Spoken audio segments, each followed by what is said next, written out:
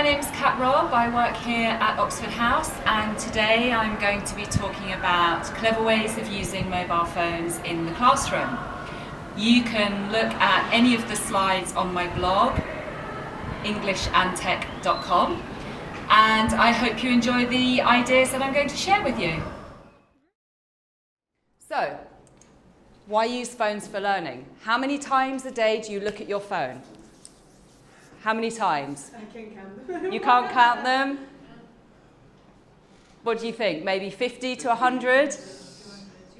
200, too many. Okay, yeah, all right.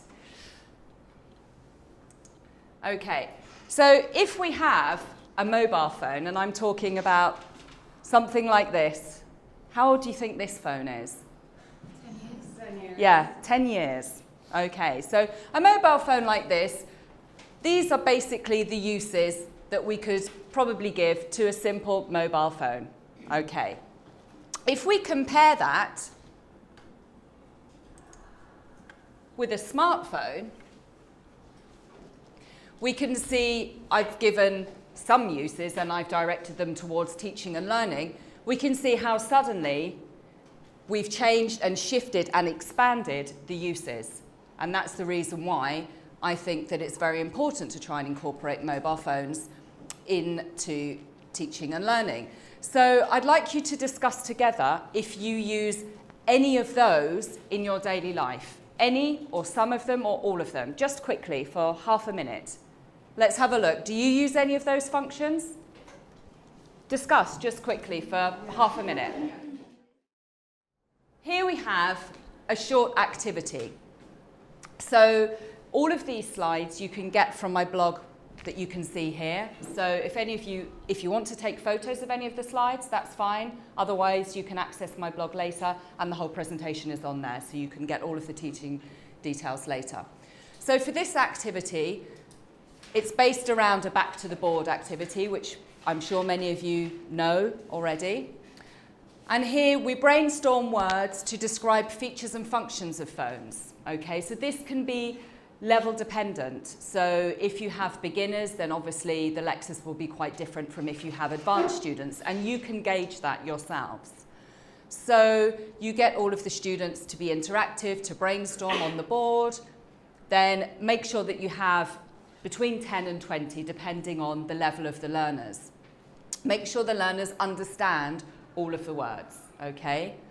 And give them time to copy the words down, to write the definitions, and any translations that they want in their notebooks.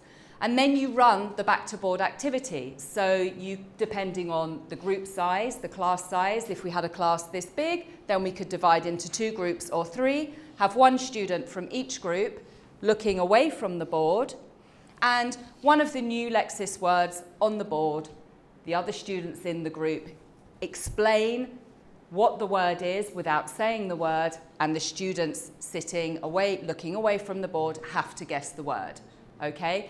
So it's a way of using the phone as a piece of realia. We use magazines, we use leaflets, so why not use the phone? So even if it was not a smartphone, this would be an ideal activity, okay? And this is an example of some of the Lexis that you could use.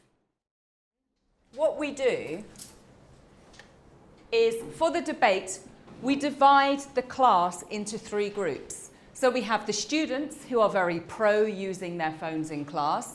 We have the teachers that are 50-50 because they know that there are positive but also negative attributes. We're not sure, can we control the learners and their usage? And then we have the parents that are completely against using phones in class.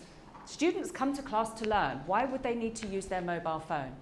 And you conduct your debate, okay? So it's a way of, obviously, this activity, you can make it as short or as long as you like, and it's dependent on the level of the learner. Obviously, you can provide some Lexis at the beginning if you have a lower level class, and you can give the students more guidance, but it's a way for you to see, way for them to see and how they can use their phones, and to finish with a debate as a plenary.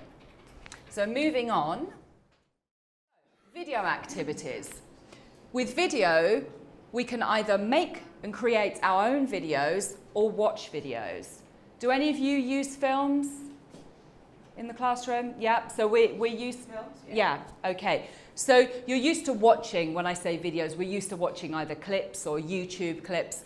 But here I'm also looking at creating our own videos. Okay, so it's a fun way for learners to use their phones. Okay, so we have an activity that I would like you to carry out, and we're actually going to get you to post your videos on the TESOL at oxfordhouse.com blog, and the best 5 videos, well, you're going to send them to TESOL at oxfordhouse.com. The best 5 videos are going to be posted on our blog. So we're going to, yep, absolutely. So what I'd like you to do, we're going to work through this, and we're going to just make a 30-second video. So about me. Students talk for 1 to 3 minutes. Here we're going to talk for 30 seconds about an interest you particularly enjoy. Okay? So it's not an introductory video about, hello, I'm Kat, I live in Barcelona. It's about an interest. What is the interest?